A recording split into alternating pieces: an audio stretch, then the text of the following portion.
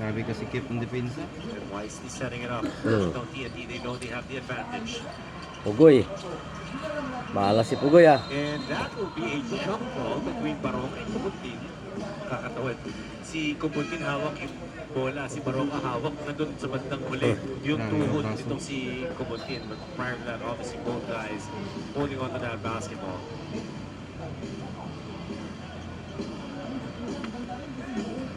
My apologies, Doc. Yung record pala ni Yun is. Calvin is 8 threes pala yun. So he's tied it already. He's tied it already.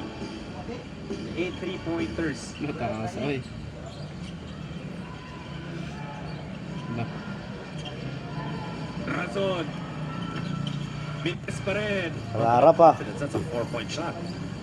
Oh, almost a dribbling violation of Baroka. Grabbed him. Gay na. Hindi na ibigay sa kanya. He had excellent position against Pugoy. There's the Kaya pala eh. And medyo yung frustration nandun na kay Ratliff. So makita mo, Coach Chito Victolero opting to play with sinap niya si Junicio. You'd think he'd bring back Calvin Abueva, but he brought back Ediobo. Wala na. Winning time has been announced here inside Wala the Aquino Stadium. RHA and Oftana two-man game. Hindi oh. RHA. Yari ka ngayon. Pau.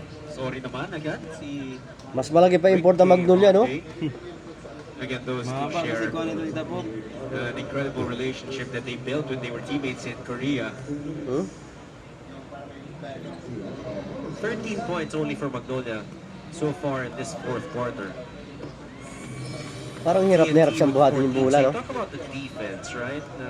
Sinasabi natin, TNT the past few games have given up a lot of Aga, points. grabe 39 points oh. 39 points para kay RHJ, 13 40. assists in this ballgame.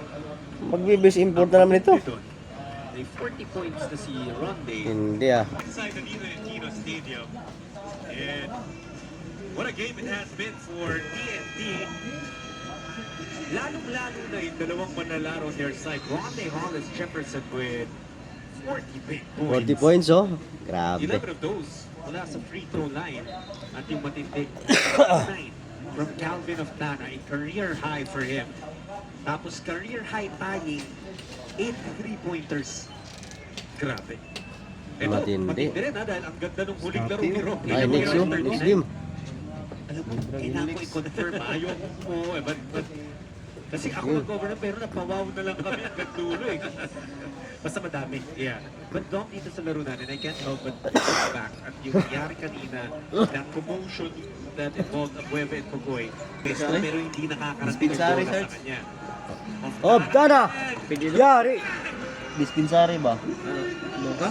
Pero wala daw sa tinawagan na kami ron sa balik kami. By Calvin Oftana. Oo. Definitely now, Alam? Baroka, binawi agad. Wala na ito. 11 Calvin po. Oftana is a man possessed. And expect him to try and get another one. I was going to say, I'm surprised that Magnolia not putting more pressure defensively. And Oftana against his kababayan, Oftana. Kasama na foul ball.